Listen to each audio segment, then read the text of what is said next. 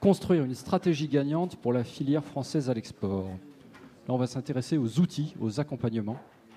Et pour cela, j'invite Rima Logokic de l'AFD, Caroline Wood de la COFAS, François Lavoué de Bercy, Philippe Coster de Total et M. Ben Maraz, qui est déjà là, de Solar Euromed.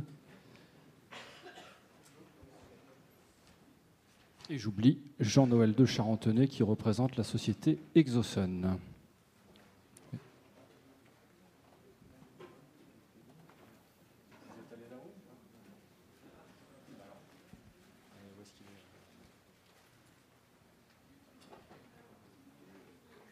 Est-ce que Antoine Decou peut venir me voir? Antoine ou Cyril?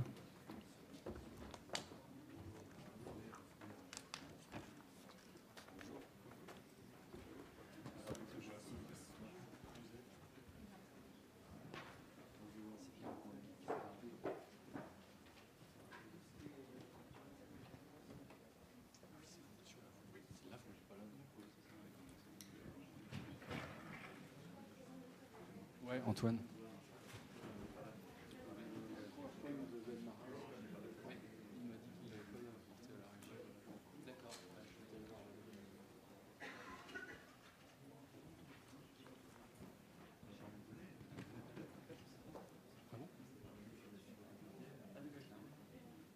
Est-ce qu'on a Philippe Coster? Il est là. Excusez-moi.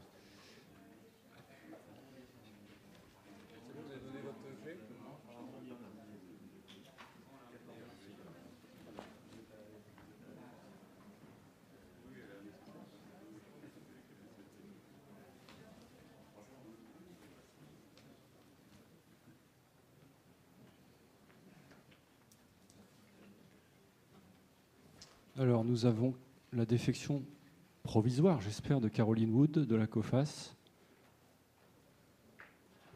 Ouais. Elle est dans les embouteillages, tant pis. Eh bien, on va commencer avec vous, madame, le COGIC. Vous représentez l'Agence française de développement. Donc, le thème de notre table ronde, on est dans le comment faire. Comment faire pour y aller? Quels outils? Quels accompagnements? Qu'est-ce qu'il faudrait améliorer dans ces outils? Qu'est-ce qu'il y a de bien? Qu'est-ce qu'il y a de pas bien? Est-ce que vous pouvez nous présenter le dispositif de l'AFD? Il a été entendu tout à l'heure que vous intervenez pour le CSP au Maroc. Dans quel cadre intervenez-vous? Qu'est-ce que vous proposez comme programme pour cette filière?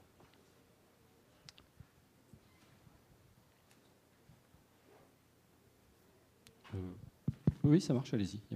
Oui, bonjour à tous. Donc, je me présente rapidement. Je suis Rima Lecoguic, adjointe au responsable de division transport et énergie durable à l'AFD. Donc, je ne sais pas si tout le monde connaît l'AFD, mais je vais présenter l'AFD en 2 mots, pas plus. Donc, l'Agence française de développement, c'est un établissement public qui a aussi un statut de banque et qui intervient dans les pays en développement sur financement bonifié par le ministère des Finances et avec d'autres outils du ministère des Affaires étrangères. Donc on est sous double tutelle du MAE et du ministère des Finances. Nos outils de financement sont larges. Ça commence par des prêts concessionnels ou des prêts non concessionnels. Ça couvre aussi des garanties ou de la subvention. Alors, nous avons un chiffre d'affaires annuel récemment, l'année dernière, était de 7 milliards. Et sur le secteur de l'énergie, globalement, on a eu un chiffre d'affaires de 2 milliards à peu près, avec plus particulièrement sur les énergies renouvelables, on a dû financer 1 milliard de financement sur les projets renouvelables spécifiquement. Donc nos géographies d'intervention, c'est historiquement l'Afrique, mais on a élargi notre champ à l'Asie, à l'Amérique latine et à la Méditerranée. Sur le secteur de l'énergie, l'outil qu'on mobilise est principalement un outil de prêt bonifié ou pas bonifié, tout dépend de la rentabilité du projet. Donc, plus particulièrement sur le solaire thermodynamique, on commence à voir des projets émerger. C'est tout récent, donc il y a 4-5 ans, on n'en parlait pas du tout. Il faut savoir que dans nos pays d'intervention, la priorité n'est pas nécessairement aux énergies renouvelables et n'est pas nécessairement aux énergies renouvelables les moins compétitives. Donc, ce n'est pas nécessairement dans le programme des pays de développer le CSP, même si le pays a un potentiel solaire thermodynamique important.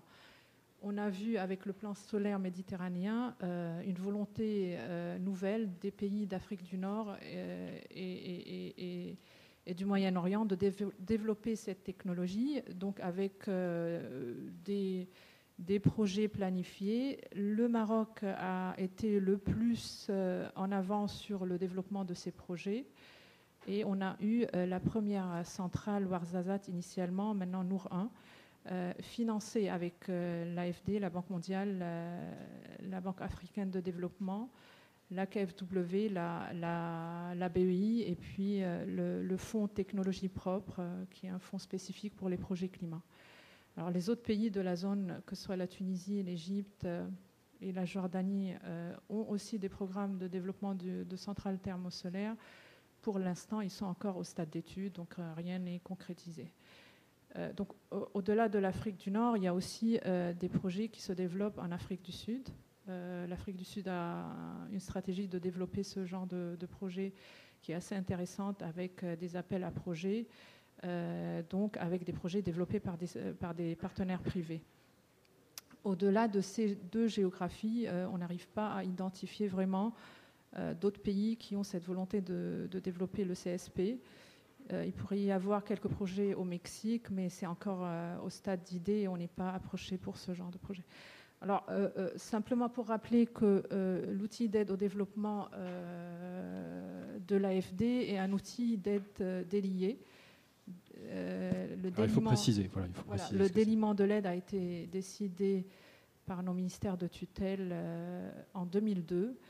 Et ça veut dire qu'on intervient, comme les autres bailleurs, sur financement, sans qu'il y ait nécessairement une entreprise française attributaire du marché. Donc, lorsqu'on apporte un financement à un projet, il y a nécessairement un appel d'offres qui sera lancé pour sélectionner l'entreprise.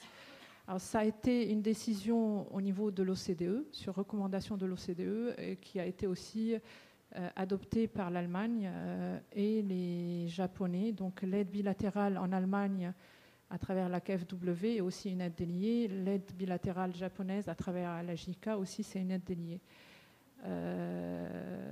Il y a l'autre volet de l'aide liée qui est couvert par Bercy à travers la RPE et le FASEP. Voilà.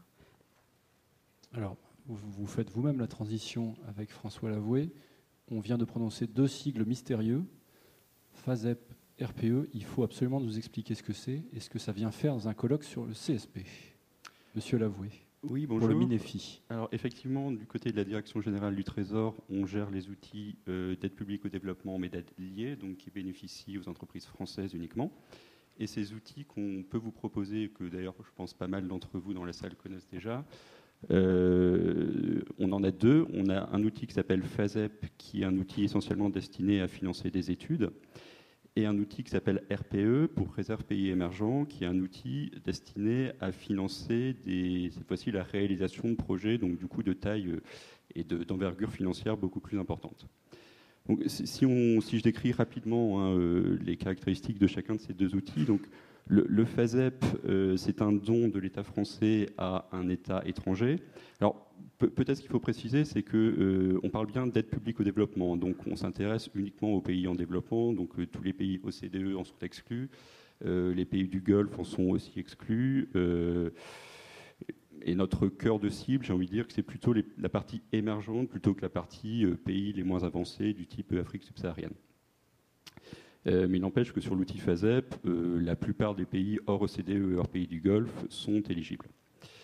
Donc c'est un don en fait de l'État. Un FASEP, c'est un don de l'État français à un État étranger, mais c'est un don en nature, c'est-à-dire qu'au lieu de donner de l'argent, on va donner une étude réalisée par une ingénierie française. Et l'octroi d'un financement FASEP, en fait, il y a trois conditions principales. La première, c'est qu'il doit y avoir une réelle motivation locale, donc il doit y avoir un bénéficiaire public local bien identifié et qui fait preuve d'un réel intérêt, dans le but de maximiser les chances de retombées, de réalisation d'un projet concret en aval de l'étude. La deuxième grande condition, c'est que, qui rejoint un peu la première, c'est que quand on étudie l'octroi ou non d'un dossier FASEP, on va regarder quelles sont les pistes possibles de financement d'un projet aval, parce que nous, ce qu'on ne veut pas, c'est financer une étude uniquement qui ne débouchera sur rien.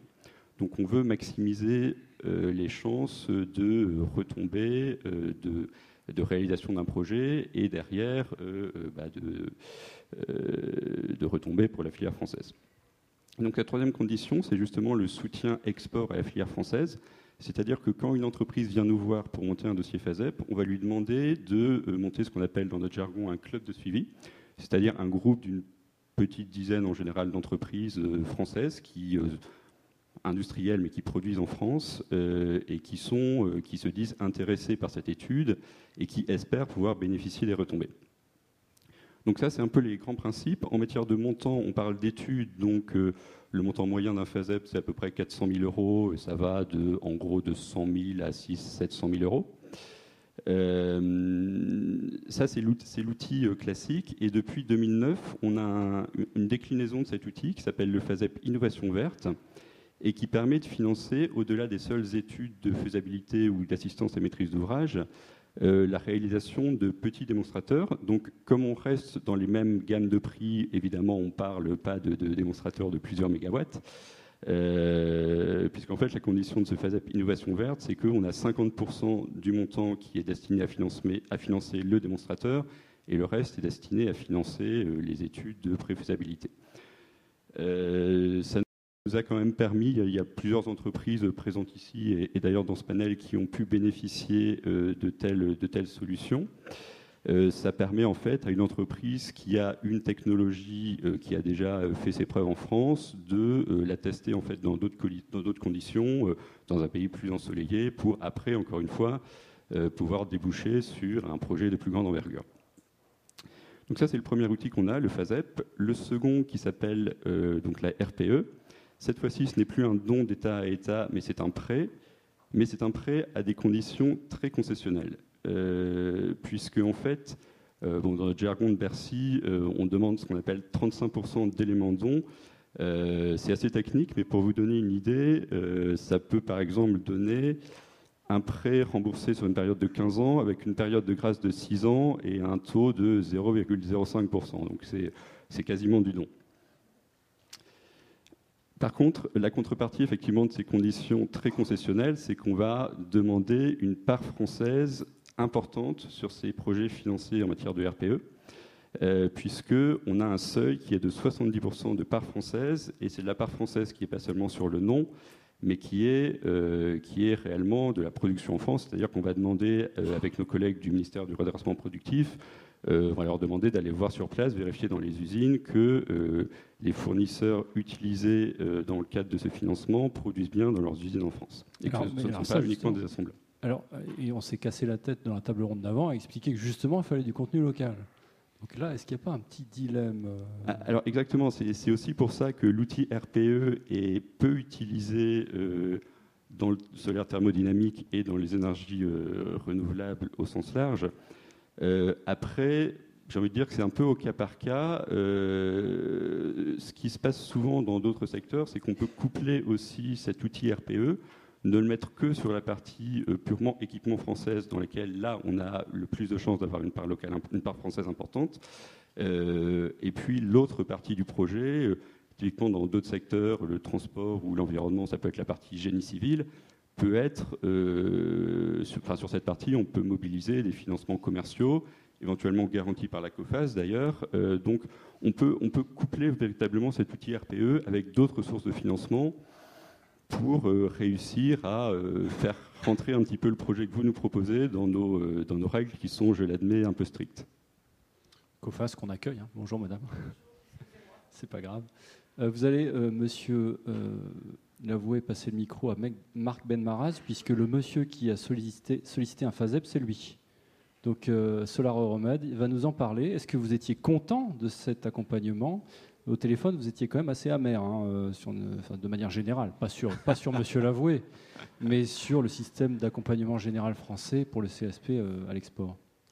Alors justement, je crois que ce qui est intéressant, on entre guillemets, entre nous. Ce qui est intéressant, c'est qu'on dénombre. Parlez bien près du micro. Hein. Voilà, c'est qu'on dénombre ce qui fonctionne et qu'on puisse mettre également sur la scène les éléments de progrès, donc les éléments qui ne fonctionnent pas encore bien, pour travailler ensemble et essayer dans le futur que ça fonctionne mieux. Alors juste, j'ai préparé effectivement quelques slides. Alors, je vais essayer de voir si je suis aussi bon que mes prédécesseurs pour les faire fonctionner. J'imagine qu'il faut appuyer là-dessus, c'est ça. Voilà. Donc, je dirais le point de vue de Solar-Aromed, qui est une PME française innovante, je dirais dans le débat comment... On l'a perdu. Vous avez perdu la slide. Ah. Voilà. C'est petit, mais bon. Non, mais c'est bon. C'est moi qui l'ai changé. Hein. Ah, voilà. Donc, à la question comment construire une stratégie gagnante pour la filière française à l'export, je me suis intéressé à dénombrer les facteurs clés de succès. Ce qui veut dire qu'on en a que certains quand même. Hein. C'est pour cela que tout à l'heure, on a vu Areva et d'autres dire qu'il y a quand même quelques succès à l'export. Le premier, je crois qu'il ne faut jamais cesser de le répéter. Tout à l'heure, mon collègue Roger Pujol l'avait dit, ma collègue d'Areva l'avait redit. Eh bien, j'enfonce le clou. Le premier facteur clé de succès, c'est réellement construire des démonstrateurs pour permettre à chacun de nous, acteurs de la filière française solaire thermodynamique, d'avoir des références quand il y a des appels d'offres. Tout à l'heure, M. Amran, que je ne vois plus, n'a pas souligné que la première préqualification, il n'y avait aucun Français, tout simplement parce que personne d'entre nous n'avait de référence à mettre en sur Ouarzazate. Hein. Sur Ouarzazate, tout à fait. Donc voilà, donc le premier critère, c'est quand même le besoin. Donc on a besoin effectivement de ce petit objectif, mais qui est quand même grand par rapport à la nécessité de ces démonstrateurs. Donc vous savez qu'il y a un engagement de la France pour réaliser 540 MW de CSP sur le territoire français, hein, qu'il soit métropolitain ou outre-mer, ou j'allais dire insulaire. La filière, nous insistons encore à demander dans les prochains appels d'offres, et celui qui est en préparation, nous insistons sur la nécessité de réserver une tranche de 100 MW pour que les uns et les autres puissions mettre en œuvre, d'ailleurs, les innovations dont on a parlé tout à l'heure à l'occasion des AMI, etc., de telle manière à ce que tout cela se traduise, je dirais, sous forme de référence, nous donnant la capacité d'exporter. Alexis Gazot, je rappelle, pour ceux qui n'auraient pas été là, il a mis en lumière l'importance de l'incidence de cette exportation sur l'emploi en France, même si tout à l'heure, il y avait la nécessité de fabriquer localement.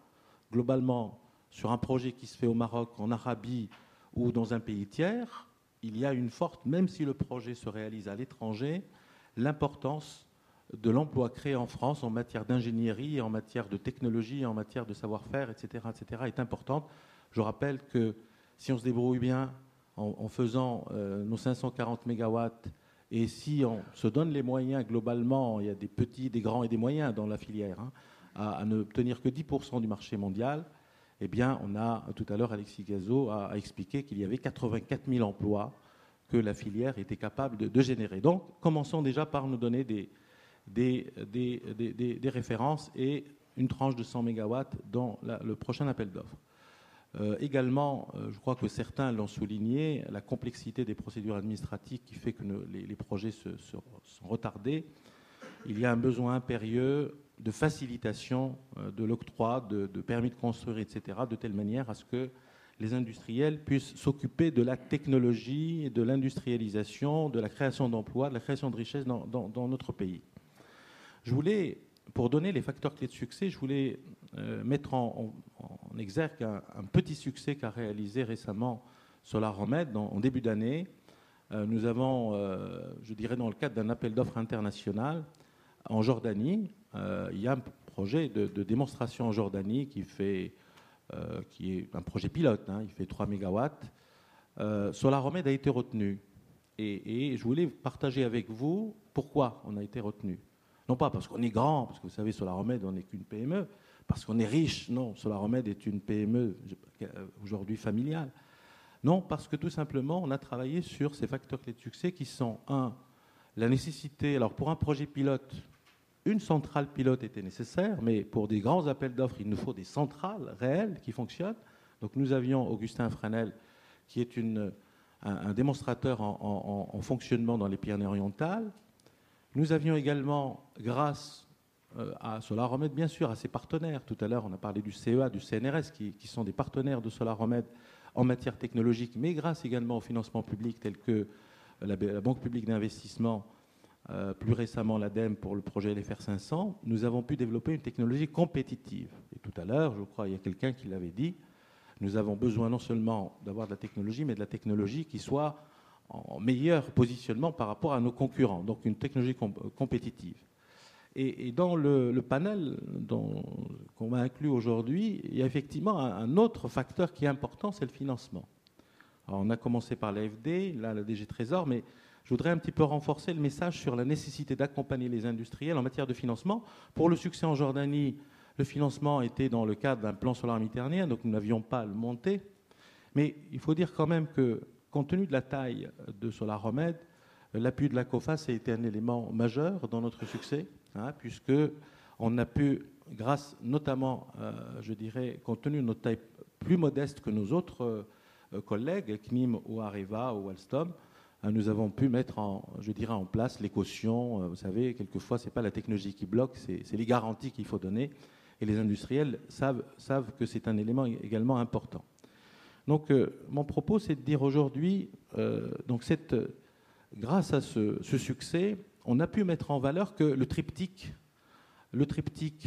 démonstrateur, technologie compétitive et financement est un élément fondamental. Si on veut réussir, il faut qu'on réussisse sur ces trois volets. Et j'ai essayé un petit peu de, vous voyez, regardez cette slide. En fait, les acteurs français du financement, on en a pas mal. La question, c'est comment ces acteurs peuvent supporter, peuvent accompagner les industriels français, la technologie française. C'est pas facile, hein. Je suis tout à fait d'accord que tout à l'heure, quand Madame a parlé de l'accompagnement de l'AFD, etc., permettez-moi ce petit pic, Madame, c'est aujourd'hui l'AFD a financé un projet au Maroc où il n'y a pas de technologie française, a financé un projet en Afrique du Sud où il n'y a pas de technologie française. La question, c'est... Oui, mais elle a aussi dit que la KfW allemande pouvait financer du non-allemand. Donc ça peut jouer dans les deux sens. Oui, ça, Madame. Oui, je suis tout à fait d'accord avec vous. La seule chose, c'est que j'invite plutôt à du progrès. Moi, je connais mes compétiteurs allemands, et je crois que mes autres collègues les connaissent très bien. Je ne sais pas comment ils s'organisent, mais ils s'organisent toujours pour que la KfW finance de la technologie allemande. Bon, je dirais par des moyens, le DTZ, l'équivalent du FASEB, DG Trésor, etc. Donc il faut qu'on s'organise entre nous. Je suis juste en train de dire que regardons l'avenir avec une volonté de progrès et non pas de reproche, une volonté de dire on a des outils, on a des industriels engagés, on a un magnifique pays avec des moyens financiers intéressants, des banques intéressantes, on a des institutions intéressantes. Il faut juste que l'on travaille ensemble, à mon avis, pour qu'on puisse les conjuguer. Hein. Je ne suis pas banquier avec deux couleurs. Conjuguons nos talents, c'est comment travailler ensemble pour qu'on puisse faire en sorte que la réussite d'Areva, d'Alstom, de la CNIM, de SolarOmed puisse se matérialiser, pas seulement parce qu'on a tous fait de la bonne technologie, mais parce qu'aussi on a travaillé très bien avec l'AFD, avec BPI France, avec Oseo, enfin Exoseo évidemment, avec Proparco et d'autres pour qu'on puisse effectivement réussir. Là, le slide permet un petit peu de dire comment il y a un tas de dispositifs qui existent. J'ai entendu récemment que BPI France a dégagé 500 millions d'euros pour supporter les technologies, pour supporter le financement de projets. Et j'ai essayé juste un petit peu de dire, voilà un exemple. Je ne suis pas en train de dire c'est ce qu'il faut faire. C'est si on travaille ensemble. Si on travaille ensemble, moi je l'ai modélisé que sur l'objectif 540 MW français. Je me suis dit, si on considère ça comme un seul projet, parce qu'il va se faire évidemment à travers plusieurs projets, plusieurs technologies, etc., mais juste pour vous donner un ordre de grandeur, en fait, je ne dirais pas déjà des millions d'euros qui sont engagés, et puis sur la manière pour dire que ce n'est pas impossible.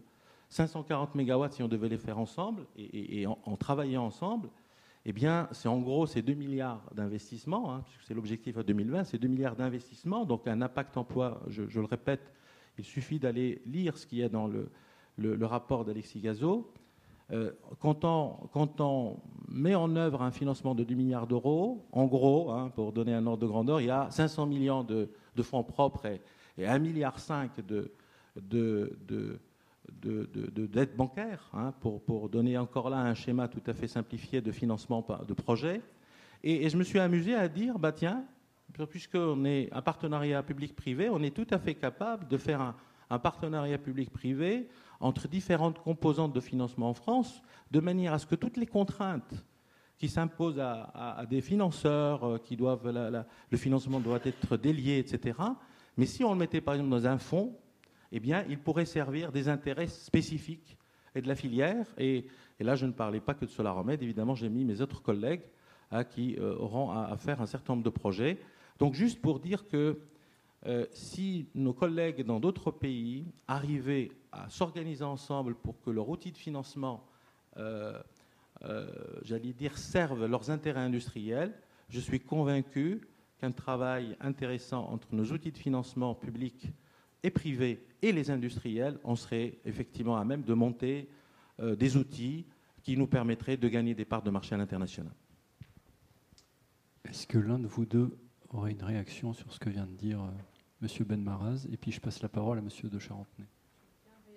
Effectivement,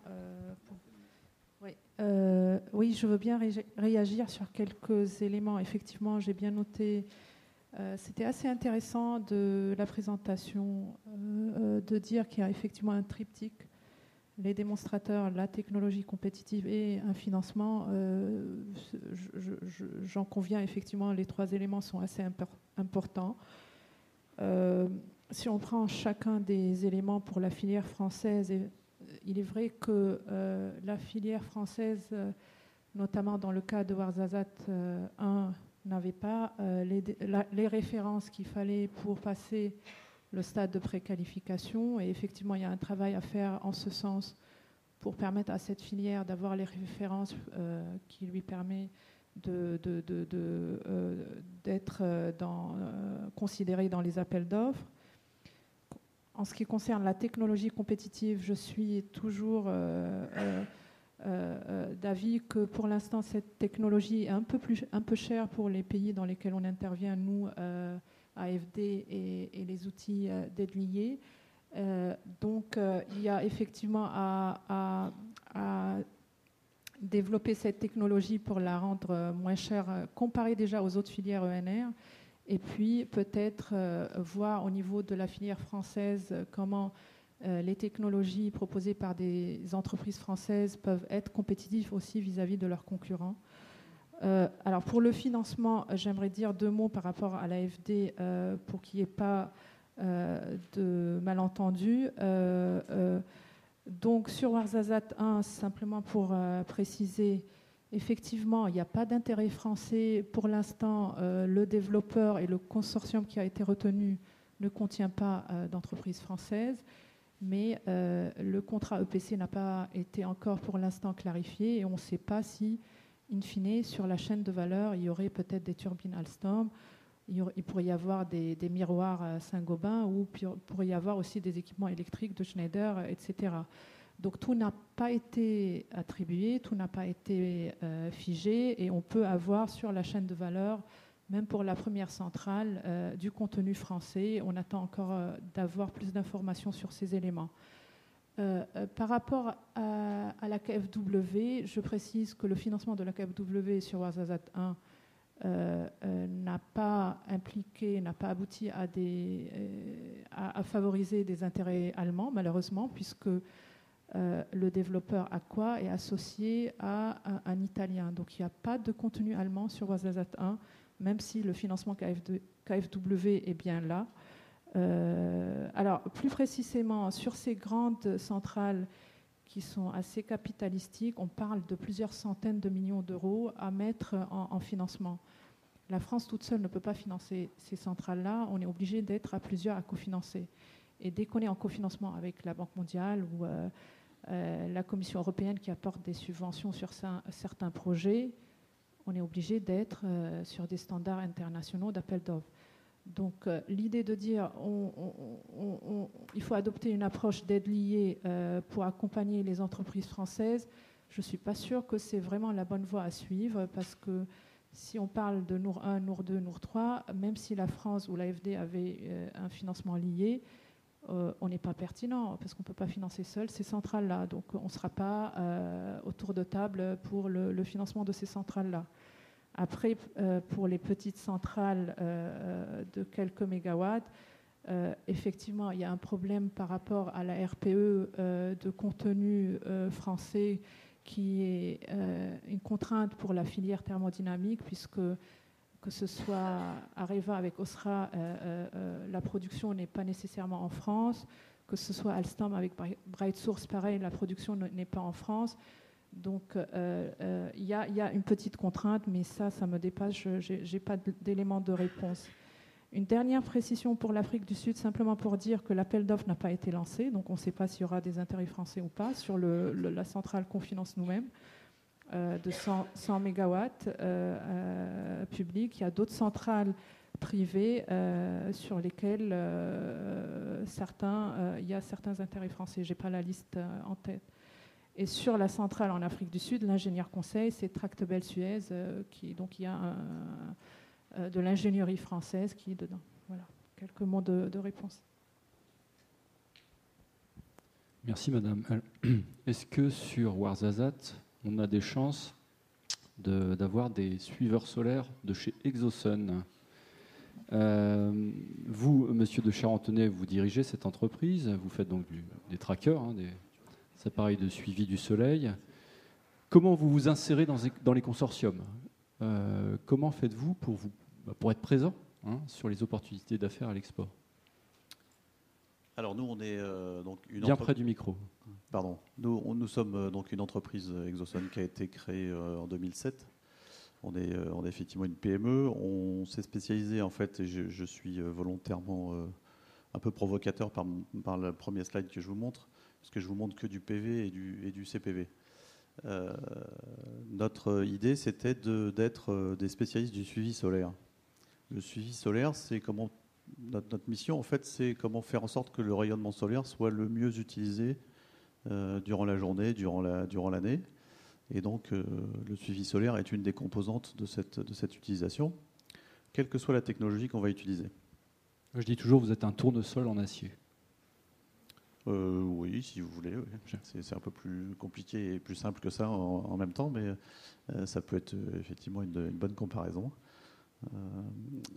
Voilà, donc aujourd'hui, je dirais, dans le cycle de maturité des produits, aujourd'hui, les produits les plus mûrs, c'est effectivement le PV, puisque le PV, comme on l'a rappelé plusieurs fois, c'est une industrie qui a atteint un seuil de maturité assez important.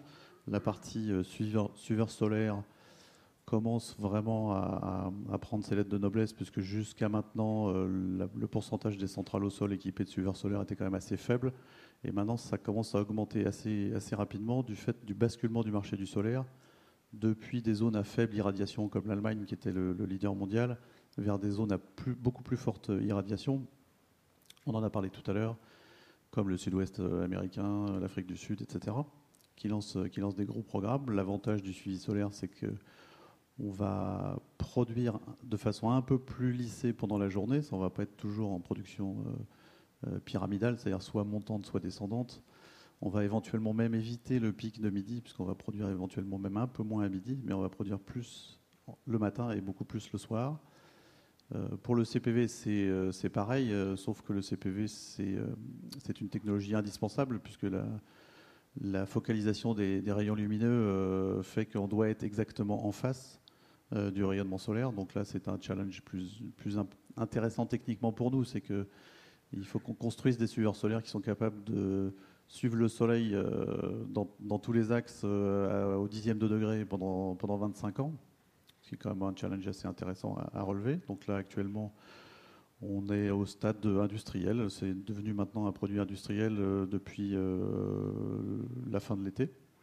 Et donc, on va commencer à construire nos premières centrales en France dans le cadre de l'appel d'offres à partir du début de l'année prochaine. Mais pour aller vers le CSP, puisque le suivi solaire est aussi important vers le CSP, on va essayer de passer à la diapositive suivante.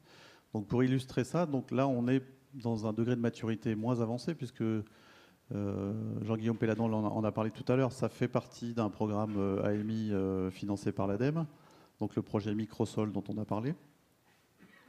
Quels ont été nos choix? En fait, c'est un programme qu'on a développé avec Schneider Electric conjointement depuis à peu près 3 ans et demi, qui est passé par une phase d'études de préfaisabilité pendant 1 an, puis qui a débouché sur un dossier AMI déposé à l'ADEME en 2011.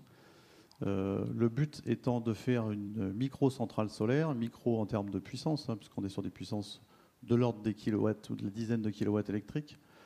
Mais l'idée, c'est plutôt d'apporter dans les pays en voie de développement, dans le cadre de la production décentralisée, d'apporter le panel de services dont a besoin une communauté, c'est-à-dire à la fois de l'électricité, mais aussi de la chaleur, mais aussi de l'eau potable. Puisqu'on s'aperçoit que l'électricité n'est pas forcément le service qui est le mieux valorisé. L'eau potable est beaucoup mieux valorisée que l'électricité, par exemple. Et donc, on conçoit, nous, notre rôle, c'est de concevoir toute la partie champ solaire jusqu'au stockage de l'énergie thermique, puisque notre rôle, c'est de fournir de l'énergie à partir de ce champ solaire. Ce champ solaire est basé sur une technologie cylindro-parabolique. On a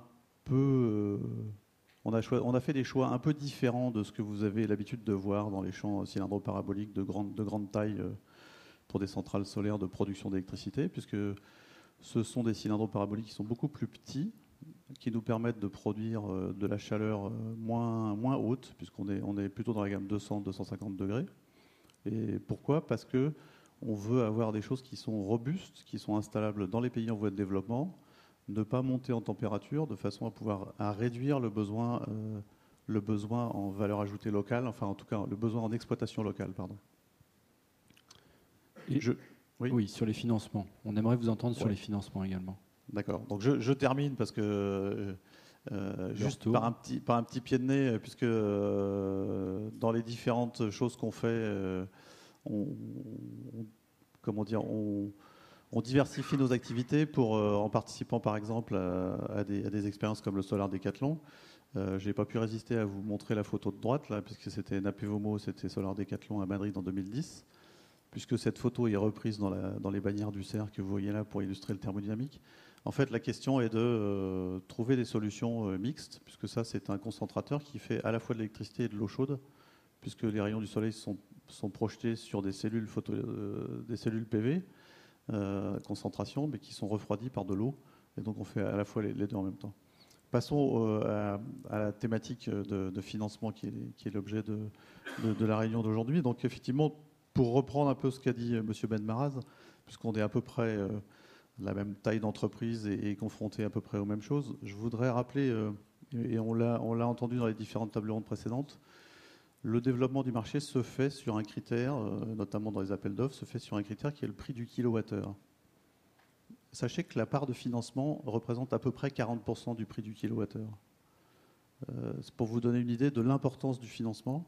Donc aujourd'hui, dans les appels d'offres, dans les grands donneurs d'ordre, on vous demande un prix de kilowattheure et on vous demande une capacité à financer l'unité de production pour pouvoir produire du kilowattheure à un tarif le plus bas possible, sinon vous n'êtes pas sélectionné. Donc, il faut pouvoir mobiliser en avance de phase des financements, et c'est là où très souvent on est confronté au fait qu'on a des interlocuteurs qui disent bah oui, mais attendez, il faut que l'appel d'offres soit déjà lancé pour qu'on puisse commencer à travailler, etc. Alors que nous, on a des besoins en avance de phase parce que la prospection commerciale est quelque chose qui coûte cher. On a besoin d'avoir un certain nombre de garanties avant même de se lancer dans cette partie de pré-étude commerciale qui est souvent lourde. D'autant plus lourde que ce sont des centrales CSP qui sont quand même assez difficiles à mettre au point au niveau de l'engineering. Donc il y a des investissements commerciaux lourds dans lesquels les entreprises ne peuvent pas se lancer sans avoir quelques garanties sur l'accompagnement financier. Il y a une deuxième chose je pense que M. Ben Maraz sera d'accord avec moi, une deuxième chose qui nous embête, c'est qu'en France, on a très souvent tendance, non pas à évaluer le risque final, mais à évaluer le risque du porteur du projet lui-même. C'est-à-dire que si je vais voir la COFAS, par exemple, en disant je suis en train de démarcher commercialement un projet qui va représenter 15 millions d'euros de chiffre d'affaires potentiel, la COFAS, et c'est normal, j'insiste, va dire écoutez, 15 millions d'euros de chiffre d'affaires, c'est peut-être 2 fois votre chiffre d'affaires de l'année dernière, donc le risque est important, et donc je ne peux pas examiner votre dossier. Là se pose la question, qu'est-ce qu'on fait? Est-ce qu'on peut prendre en compte un risque supplémentaire, mais parce qu'on a une volonté stratégique d'exportation, ou est-ce qu'on reste dans un schéma typiquement de gestion du risque commercial, qui est une tendance naturelle, je ne vais pas blâmer les banquiers de gérer correctement le risque commercial. Néanmoins, ce qu'on demande, nous, c'est que alors, peut-être la solution qu'a exposée M. Benmarès serait une solution, c'est-à-dire de fédérer un certain nombre de choses pour pouvoir porter stratégiquement, en disant on a choisi stratégiquement de faire des efforts et de prendre des risques, pas inconsidérés, mais des risques supplémentaires par rapport à une évaluation du risque normal, parce qu'on a dit qu'on allait favoriser cette filière dans tel et tel pays, dans le cadre de tel et tel programme. Ça, il faut trouver des solutions pour y arriver, effectivement. Après on retombe sur la problématique qui vient d'être exposée, c'est-à-dire les aides liées, la valeur ajoutée française contre la valeur ajoutée locale. Bon, ça, c'est une problématique qu'il faut résoudre au cas par cas, je pense. J'ai une toute petite remarque complémentaire, c'est que dans les différentes présentations et aussi dans les différents colloques auxquels on peut participer, un grand absent, ce sont les banques commerciales. On ne voit pas de financeurs de banques commerciales. Je ne pense pas qu'il y en ait aujourd'hui. On va poser la question. Non. La réponse est non. Voilà. Ou alors ils sont partis. Et pourtant, c'est le vecteur de développement d'une industrie. Bien sûr. Ok. Alors vous allez passer le micro à votre voisine de droite, puisque vous l'avez interpellée à plusieurs reprises. On a parlé de frais de prospection commerciale. Et là, vous, la COFAS, madame, c'est votre boulot, en quelque sorte, d'accompagner toutes ces démarches, de louer des espaces sur des stands, je crois, carrément des choses comme ça. Est-ce que vous pouvez nous raconter ce que vous proposez en accompagnement financier pour des industriels comme ceux qu'on a aujourd'hui? Oui, merci. Alors, je vais rectifier un tout petit peu. Notre boulot, pour reprendre votre expression, qui est géré pour le compte de l'État, parce que COFAS, c'est une société privée, mais là, qui est dans le cadre d'une mission de service public, et ça depuis toujours, j'allais dire, depuis après-guerre, depuis qu'on existe en tout cas, c'est d'accompagner des entreprises françaises pour vendre la France à l'étranger. Donc j'ai la même problématique de part étrangère que les autres, plus ou moins souple, mais la même.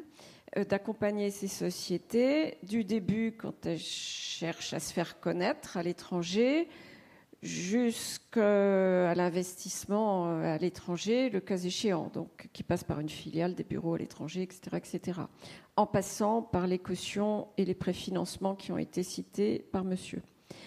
On est dans le dispositif, on est l'assureur, on n'est pas le financier. C'est un petit peu différent. Donc, en fait, on vend aux entreprises un filet de sécurité en cas d'accident. Si elles y vont et que ça ne marche pas ou que ça marche moins bien que prévu, on va limiter la casse en cas d'accident. Vous appelez ça l'assurance prospection. Alors, l'assurance prospection. Alors, l'assurance prospection, c'est de l'argent qu'on va leur verser à un moment donné sur une période plus ou moins longue. Ça peut atteindre 4 ans. Donc avec une vraie stratégie d'entreprise sur un endroit donné, pas sur un projet géographique. Donc sur une zone géographique ou sur un pays ou un groupe de pays, on va les décharger de 65 ou 75%, donc ça peut quand même atteindre des sommes importantes, même si en effet c'est avec une analyse financière, donc sur le chiffre d'affaires, les fonds propres, etc., etc. Mais j'allais dire comme tout le monde, c'est pas pour ne pas dire que vous avez raison, parce que vous avez raison, mais c'est vrai qu'on va avoir une analyse qui est quand même pas très restrictive, il faut être honnête.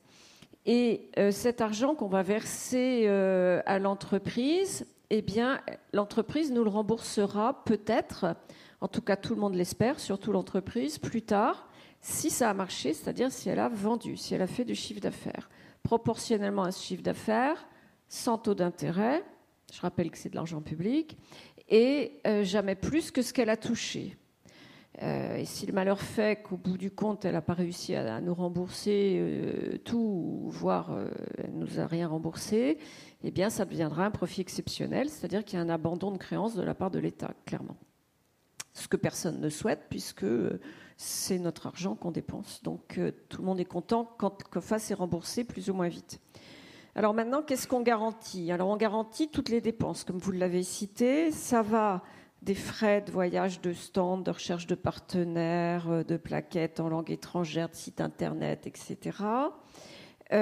Jusqu'aux frais de création de filiales commerciales de bureaux à l'étranger, donc avec des frais de personnel, en passant par des choses qui vont vous intéresser, envoi d'études, participation à des appels d'offres, frais d'homologation, frais d'adaptation des produits à des normes locales ou aux desiderata du bailleur de fonds, dépôt de marques, brevets, etc., etc.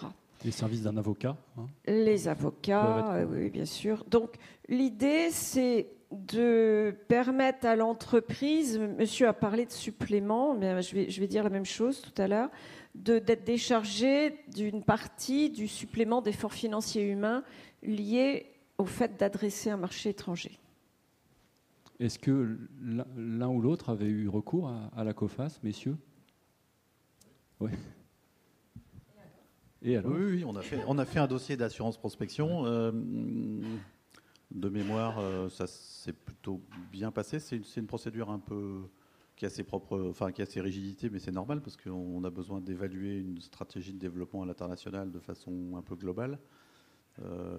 Et on fait une stratégie sur 2, 3 ans ou 4 ans. Ce qui nous gêne un peu, c'est que quelquefois, c'est pas en corrélation avec l'agilité de nos marchés, qui vont un peu plus vite que ces 2, 3, 4 ans. Parfois, on peut se retrouver confronté à il y a un pays qui fait un appel d'offres, donc on va focaliser tout sur ce pays-là. Puis, en fait, après, on aura du succès ou on n'aura pas de succès, mais ensuite, il y a un nouveau pays qui va sortir avec un nouvel appel d'offres qu'on n'aura pas anticipé vis-à-vis de la COFAS. Donc, il y a un temps de réaction et donc ça demande une engineering et de suivi qui est bon, parfois lourde. Et quand on est une PME, on a un peu de mal à suivre. Voilà. Alors, on peut avoir plusieurs contrats d'assurance prospection. Je crois que c'est le premier qui est un peu compliqué entre guillemets, parce que c'est 4 pages sur Internet, c'est pas non plus épouvantable. Et par rapport à des dossiers comme celui dont on parlait ceux dont on parlait tout à l'heure, c'est rien du tout. Hein. C'est où est-ce que je veux aller, combien ça va coûter, combien ça pourrait rapporter, en gros. C'est un mini business plan. Ça peut être accompagné aussi de financement, puisque c'est le sujet, c'est-à-dire que les banques qui ne sont pas là aujourd'hui peuvent adosser à l'assurance prospection, accorder à hauteur de 100%, hein, pas à hauteur de la prise en charge COFAS, un financement qui est débloqué au fur et à mesure des besoins de l'entreprise. Donc ça peut, là on a un package avec le financement et la garantie, ça devient extrêmement intéressant. Cela étant, c'est vrai qu'on peut avoir plusieurs contrats, mais que toutefois on peut les avoir pas en claquant des doigts. On peut soit rajouter un pays dans un contrat qu'on a déjà, soit déposer un nouveau contrat une fois par an, j'allais dire, et le premier continue sa vie. Après, c'est une histoire d'addition de montants en fonction de la surface financière de la société. Merci madame. Marc Benmaraz, vous voulez ajouter 2 mots ou je passe la parole directement à Philippe Coster, qui va nous, voilà, on va faire comme ça, qui va nous parler d'un système que je connaissais pas personnellement, de cooptation, de parrainage par une grande marque, en l'occurrence vous Total, de ses propres sous-traitants. Alors l'idée, c'est d'utiliser votre réseau à l'export pour propulser vos sous-traitants sur d'autres métiers. Et là, en l'occurrence, on glisserait de l'oil and gas vers le CSP. Est-ce que vous pouvez nous expliquer le principe? Déjà, bonjour à tous. Bien près du micro, s'il vous plaît. Bonjour à tous. À titre personnel, je suis content de revoir des visages familiers parce que ça me rappelle, je revois en kaléidoscope des missions que j'ai pu faire il y a une dizaine d'années sur la plateforme solaire d'Almeria, où ça me rappelle aussi quand je montais à Odeio voir mon dish Stirling qui avait un peu de peine à fonctionner correctement. Donc c'est effectivement des bons souvenirs. Là, mon propos est un petit peu différent puisque j'ai quitté les activités solaires il y a quelques mois. Donc, pour rejoindre une entité donc, de Total au niveau de la holding qui s'appelle Total Développement Régional. Donc, je vais reprendre ça, merci. Et je vais expliquer un petit peu de quoi il s'agit.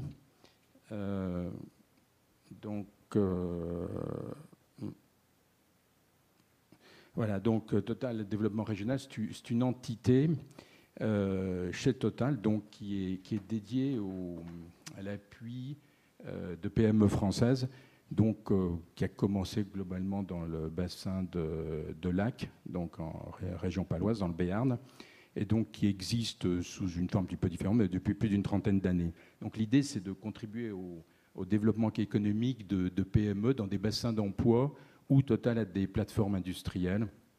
Bon, en France, donc je peux en citer quelques-unes, mais il n'y a pas d'ordre particulier. Mais enfin, si on part du Nord, il y a Dunkerque, il y a la Normandie, il y a Donge, il y a Marseille, enfin la Med, Lyon, etc. Enfin, il y en a un certain nombre, plus effectivement le Béarn. Donc, qu'est-ce qu'on fait? Alors, on a un certain nombre de dispositifs pour justement appuyer ces PME. Alors, il y a trois dispositifs. Donc, un appui financier qui est donné à des PME justement dans les bassins d'emploi où nous sommes présents pour qui créent des emplois. Donc, c'est des prêts à caractère associatif, c'est-à-dire il n'y a pas d'intérêt, qui peut aller jusqu'à 30, 40, 50 000 euros, avec des périodes de maturité de 3, 4, 5 ans, un petit peu plus, voilà, qui sont en fonction effectivement, du nombre d'emplois créés dans la zone considérée. Après, il y a des appuis à l'innovation. Donc, c'est un mécanisme assez nouveau qui est créé, enfin, qui marche effectivement depuis 2 ans. Bon, il y a une douzaine de sociétés, de PME qui ont reçu des prêts qui peuvent aller jusqu'à 400 000 euros. Donc, c'est quand même assez important. Bon, un petit taux d'intérêt. Bon, récemment, il y a eu une société dans le solaire thermique, d'ailleurs, qui a reçu ce type de prêt à l'innovation. Et puis, il y a ce qu'on appelle l'appui au développement à l'export, donc c'est ce dont je m'occupe et que je vais détailler. Alors, de quoi il s'agit? Donc, il s'agit avant tout d'aider des PME dans des bassins d'emploi où nous sommes, qui ont une activité quand même qui est liée globalement au métier du groupe Total en tant qu'énergéticien au sens large. Pour ça, je reviendrai puisque j'ai une cartographie de ce type de métier qui ont un potentiel de développement international. C'est-à-dire qu'il faut quand même que la PME ait envie d'aller à l'international, mais il faut que les dirigeants, enfin ceux qui veulent aller à l'international parlent anglais. Enfin, il y a des plans d'affaires qui montrent qu'ils ont vraiment cette volonté, ce désir de réussir international. Et puis, effectivement, on se sent, je dirais, légitime pour aider des PME à aller dans des pays où Total a une présence assez forte. Bon, Total est présent dans 130 pays. Bon, il y a quand même des pays où on est plus présent, où on a une histoire qui est plus ancienne que dans d'autres. Donc là, c'est peut-être plus facile pour aider les PME. Voilà. Donc, l'idée, c'est de soutenir la création, le maintien d'emplois qualifiés en France, et puis le développement économique des pays d'accueil, puisque quelque chose qui a été évoqué un petit peu, mais de plus en plus de pays où nous intervenons, ils veulent développer leur industrie locale. Donc l'idée, c'est ce qu'on dit souvent, c'est comment développer le local content. Et nous, ce qu'on souhaite faire, et ce qui est dit en interne, c'est comment développer le French content dans le local content. Hein, c'est-à-dire, je reviendrai si j'ai le temps un petit peu là-dessus. Alors, qu'est-ce que nous avons comme mécanisme ? Nous abritons des VIE pour des PME qui le souhaitent dans des filiales. Elles disent on va se développer dans tel pays. Donc, c'est pas toujours possible. Hein. Parfois, ça dépend aussi un peu de la bonne volonté de la filiale locale. Enfin bon, à titre d'exemple, actuellement en cours, on en a entre 13 et 15 VIE, donc qui sont abrités de PME, donc qui sont abrités dans ce filiale. Alors, il y a un grand thermicien qui a un VIE au Chili, par exemple, donc qui est abrité dans une filiale de Total au Chili. Il y a d'autres, on a des VIE pour des PME. C'est-à-dire, je ne sais pas les 100 VIE de Total qui sont dans le monde, c'est en dehors de ça. Donc un VIE pour une PME à Madrid, il y en a au Qatar, enfin voilà ce type de pays. Donc c'est quelque chose que nous proposons aux PME qui ont envie d'explorer un marché et qui souhaitent, je dirais, sans trop prendre de risques, justement utiliser ce type d'outils qui me paraît vraiment très bien justement pour des PME qui veulent se lancer international. Après, les mises en relation, ça c'est des appuis individuels pour des PME qui disent je souhaite aller dans tel ou tel pays, aidez-moi à rencontrer les dirigeants locaux. Et puis, suivant le type d'activité, ça peut être le responsable HSE de la filiale, ça peut être le responsable logisticien, ça peut être responsable technique, bien sûr, et etc., ou celui qui s'occupe des dédouanements, etc. Donc, ça, nous sommes très présents. Je crois que nos collègues de Total jouent globalement très bien le jeu. Ça peut être un appui assez décisif pour des sociétés, justement, qui, elles aussi, ont envie d'explorer des métiers. On dit, je vais aller au Brésil, c'est pas forcément très simple. Donc, on les aide là-dessus. Et puis, dernier point, donc, c'est les salons internationaux, mission collective. Donc, Total, nous avons signé une convention avec UbiFrance, donc une convention qui marche bien. Donc, nous accompagnons avec UbiFrance un certain nombre de missions collectives. Globalement, il y en a, je dirais, une dizaine chaque année, avec en moyenne, je dirais 25 PME par mission. Avec UbiFrance, donc on prend une partie du coût de la logistique, du coût des rendez-vous B2B pour les entreprises, et puis si possible, on organise dans le pays considéré, qui peut être le Nigeria, mais ça peut être aussi bien l'Indonésie,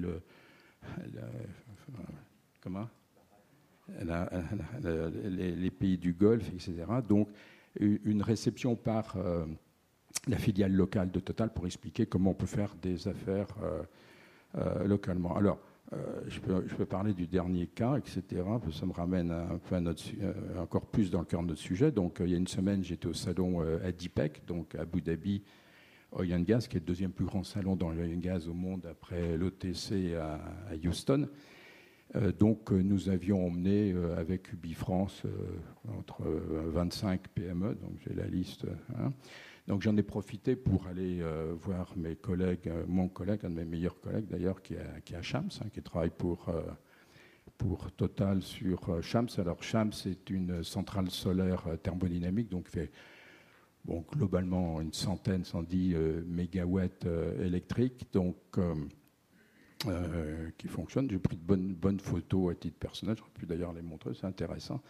Donc c'est des cylindres paraboliques, il y a une fraction gaz. Donc ce qui permet de monter la température, qui doit sortir de l'air. On a des collecteurs en un peu moins de 400 degrés, passer à plus de 500 degrés, entre 100 bars et 120 bars. Donc, et je rejoins ce que disait René Pujol, ou Monsieur Pujol. Roger Pujol, oui, ça n'a pas changé. Tout à l'heure, effectivement, ce type de centrale, c'est comme une centrale à charbon ou une centrale thermique, quoi. Donc, et donc, à mon collègue, je lui montrais la liste des PME qui que j'emmenais avec moi, que nous emmenions avec moi, parce que c'est UbiFrance et puis Total Développement Régional à DIPEC, et il me dit c'est vrai qu'il y a des PME qui sont intéressantes pour notre type industriel.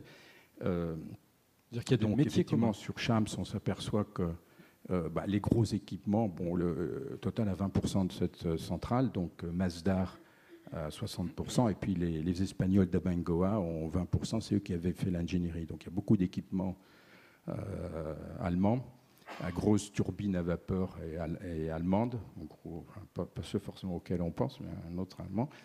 Mais effectivement, il y a des petites sociétés PME françaises qui sont intervenues pour, je ne sais pas quel degré de confidentialité, mais pour la filtration des gaz, etc. Et c'est sûr que pour ce type de centrale, il me dit, vous voyez dans ma liste, par exemple, une société qui faisait des obturateurs. Il me dit, on a vraiment besoin de ce type de société. Puis il y a des tuyaux, il y a de la robinetterie, on a besoin de sociétés, de PME qui développent des capteurs sans fil. On a besoin de sociétés qui développent des thermocouples, etc., etc. Donc l'aspect instrumentation est aussi très très important pour ce type de centrale, et ça où ça rejoint effectivement le domaine de l'oil and gas, un domaine dans lequel effectivement Total a quand même le plus de compétences. Alors je fais aussi, ça me rappelle aussi quelque chose. Donc fin octobre, il y avait le salon, il y avait les journées hydrocarbures qui sont organisées par le GEP AFTP, donc GEP, le groupement des équipementiers pétroliers. C'est assez intéressant. C'est une structure qui est assez bien organisée, donc il y a beaucoup de PME. Et ce qui est intéressant, c'est qu'il y avait un sondage auprès des membres du GEP, ce qu'ils faisaient dans les énergies renouvelables. Et je cite de mémoire, mais enfin c'était un chiffre, c'est-à-dire qu'il y avait plus de 50%, je crois que c'était plus de l'ordre de 55%, des PME ETI qui étaient membres du GEP, ce groupement des équipementiers pétroliers, qui étaient actives dans les énergies renouvelables. D'où la boutade d'ailleurs alors ça peut être l'hydrolien, l'éolien, le thermodynamique, enfin tout ce qu'on veut. D'où cette boutade d'ailleurs du président du GEP en disant on va peut-être changer le nom, faire comme IFP, qui s'appelle IFP-EN, énergie nouvelle, faire GEP-EN. Enfin c'était une boutade, donc c'est quelque chose qui est assez significatif. Voilà. Et bon, alors quels sont c'est mon dernier transparent, donc qu'est-ce qui est éligible globalement comme type d'activité, comme soutien, je dirais, dans nos différents mécanismes. Bon, voilà, les activités, on retrouve tout ce qui est équipement, procédé industriel, la maintenance. La maintenance, c'est vraiment fondamental. Je veux dire, les grands groupes, je sais pas citer, enfin, souvent allemands ou américains, je dirais, se désintéressent de la maintenance. Donc là, il y a vraiment des rôles à jouer dans la partie HVAC, enfin tout ce qui est aussi contrôle-commande, électricité. Donc électricité, il y a vraiment des salons dédiés à l'électricité industrielle. L'instrumentation, tout ce qui est instrumentation, automatisation. Alors je ne parle pas, robinetterie, métallurgie, chaudronnerie, là c'est la base. Et ce qui est ce qui est vrai pour l'oil and gas, c'est aussi vrai pour le solaire thermodynamique, hein, parce que quand on va sur Champs, on voit vraiment, on voit beaucoup de tuyaux, des robinets, il y a des boosters gaz, et puis après des systèmes de traitement, parce que là c'est un système à huile, hein, donc des huiles, hein, il faut les repurifier. Donc il y a un système de les vieux, tout ce qui devient un peu goudron, faut l'évacuer. Et puis après il y a une colonne de distillation pour je dirais réalléger l'huile qui passe dans les serpentins. Après il y a le système de nettoyage. Alors comme c'est au milieu du désert, il faut quand même nettoyer assez régulièrement. Voilà, donc hygiène, sécurité, environnement. Enfin, il y a de quoi faire. Je dirais dans nos missions collectives actuellement, je dirais on tourne autour de 70% dans l'oil and gas, mais nous sommes très très ouverts pour aller justement avoir d'autres missions collectives et en s'appuyant justement sur les besoins des PME, mais exprimer si possible à travers aussi les territoires, c'est-à-dire à travers les chambres de commerce et d'industrie internationales.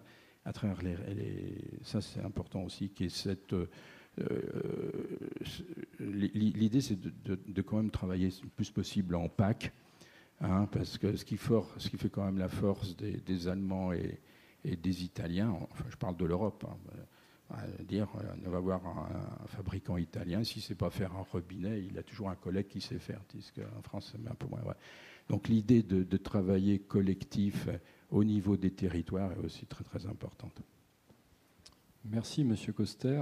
J'ignorais qu'il y avait tant de compétences communes entre l'oil and gas et les renouvelables, et le CSP en particulier, mais c'est vrai que c'est toujours une histoire de tuyaux, en fait, hein, tout simplement. Alors, on a eu un panorama assez complet, me semble-t-il, des accompagnements financiers possibles pour partir à l'export, AFD, ministère de l'économie et des finances, la COFAS et le parrainage par une grande marque. Est-ce que l'un ou l'une d'entre vous aurait une question à poser à nos intervenants? Ou vous êtes terrassés par la faim et la fatigue? Dans ce cas-là, non. Ou peut-être l'un ou l'autre veut répondre à son voisin? Non, tout va bien. Monsieur Benmaraz, une petite... Oui, un petit mot de fin, juste pour dire qu'effectivement, la notion de financement est primordiale, parce qu'on a beaucoup insisté sur les aspects technologiques, etc. Je crois que mon collègue de gauche tout à l'heure voulait faire un petit mot sur peut-être les améliorations possibles des dispositifs RPE pour qu'ils puissent être plus adaptés à la réalité du terrain. Je crois qu'en équipe, hein, nous avons à nous asseoir ensemble et puis sur les différentes expériences à la fois de réussite et de moins bonne réussite, et on peut bâtir une meilleure coopération avec nos organismes de financement pour que la filière solaire thermodynamique française puisse, j'allais dire, tout à l'heure Madame de CNIM disait, il nous faut des champions. Ben voilà, on a quelques-uns d'entre nous qui sont prêts à être champions, appuyés par des outils de financement adaptés. Merci, c'est un beau mot de fin. Merci à tous. Je vous remercie beaucoup pour votre présence. Et je cède la parole à Roger Pujol, qui va conclure la matinée. Et moi, je vous dis à bientôt.